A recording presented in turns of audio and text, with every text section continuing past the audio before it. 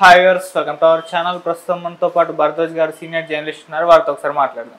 Sir నమస్కారం. Sir నమస్తే sir. RK గారి కొత్త పలుకులు అంటే వారం వారం ఆయన మాట మార్చేస్తున్నట్టుగా కనిపిస్తుంది సార్. ఒక వారం ఆయన వైసీపీ వాళ్ళలా ప్రవర్తిస్తే మీకు వాళ్ళకి తేడా ఏముంటుందని రాస్తారు, ఇంకో వారం ఏమో చూస్తే ఎందుకు వాళ్ళ ప్రవర్తించట్లేదు అని రాస్తారు. మరి ఈ వారమే చూసుకుంటే టీడీపీ అంటే చంద్రబాబు నాయుడు గారు రెడ్ బుక్ ఇంప్లిమెంటేషన్కి ఇంకా అనుమతి ఇవ్వలేదు, లేకుంటే ఇంకా కేసులు ఎక్కువగా చూడొచ్చు, జస్ట్ శాంపుల్ మాత్రమే అన్నట్టుగా రాసుకొచ్చారు.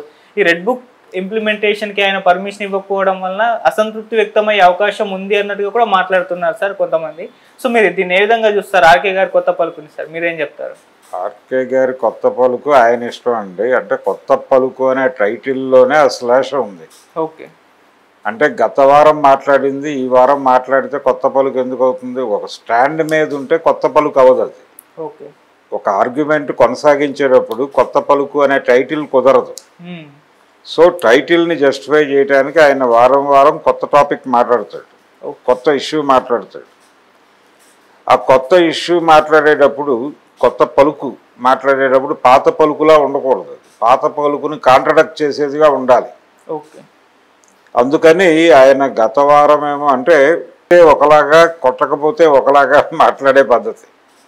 ఒకవేళ వీళ్ళు గనక విస్తృతంగా అరెస్టులు చేస్తే వాళ్ళకి మీకు తేడా ఏముంది, మీరు అదే చేస్తున్నారు కదా అని అంటాడు ఈయనే. ఓకే, ఇప్పుడు జగన్మోహన్ రెడ్డి గారు 33 మందిని చంపేశారు, 300 మంది ఆత్మహత్యలు చేసుకునే పరిస్థితి కల్పించారు. ఈ గోల జరుగుతున్న టైంలో ఒక స్టాండ్ అది అయిపోయింది, ఆ ఫేజ్ ముగిసింది. ఇప్పుడు దాడులు జరగాల్సిన సందర్భంగా ఈయన భావిస్తున్నాడు. ఇది జస్ట్ ఈ వారానికే, వచ్చే వారం ఈ స్టాండ్తో ఉంటాడని అనుకోవడానికి లేదు. ఇంకొక స్టాండ్ ఏదైనా న్యూట్రల్ స్టాండ్ తీసుకోవచ్చు, లేదు ఇంకొంచెం అగ్రెసివ్ స్టాండ్ తీసుకోవచ్చు. ఏది ఏమైనప్పటికీ ఈయన ఆ పార్టీకి దిశానిర్దేశం ఇవ్వడానికి శతవిధాల ప్రయత్నం చేస్తూ ఉంటాడు. ఈయనేమో తెలంగాణ, ఆయన ఆంధ్ర రాజకీయాలని శాసించడం కోసం విపరీతంగా కష్టపడటం అనేది మనకు కనిపిస్తుంది ఆంధ్రజ్యోతి కొత్త పలుకు ద్వారా.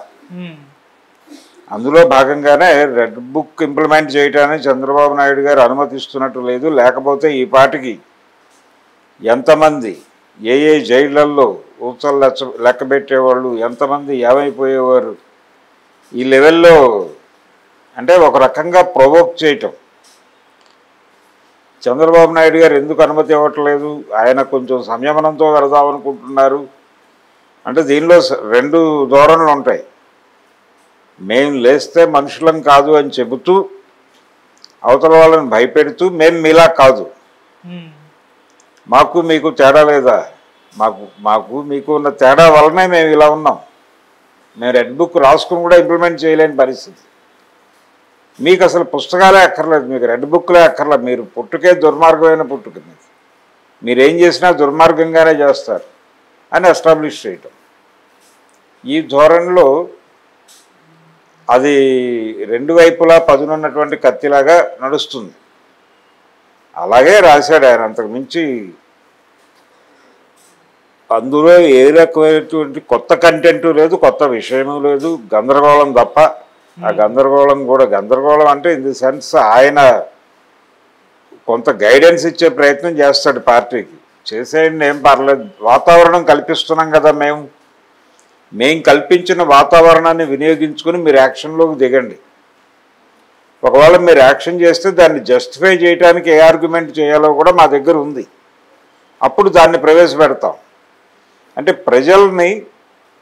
ప్రజల మనసులతో ఆడుకోవటం, ప్రజల మనోభావాలతో ఆడుకోవటం, ప్రజల్ని తమ కంట్రోల్లో తీసుకుని అంటే పుకారు యుద్ధం చేస్తున్నారు.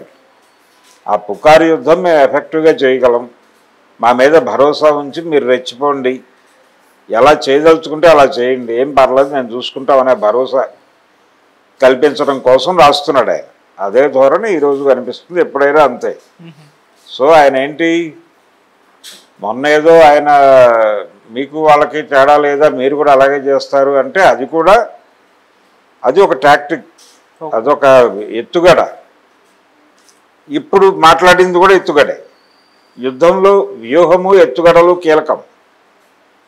కాబట్టి ఆయన వ్యూహం ఆయనకు ఉంది, ఆయన ఎత్తుగడలు ఆయనకు ఉన్నాయి. ఆ ఎత్తుగడలు వేసుకుంటూ వెళ్ళిపోతూ ఉంటాడు. ఆయన లక్ష్యానికి చేరుకోవటం అన్నది ఆయన విజయం. చేరుకోగలడు ఆయన. ఆయన ప్రస్తుతం 2 రాష్ట్రాల ప్రభుత్వాలను నడపడం కోసం ఆహారనిశలు చెమట వచ్చి కష్టపడుతున్నారు ఆయన.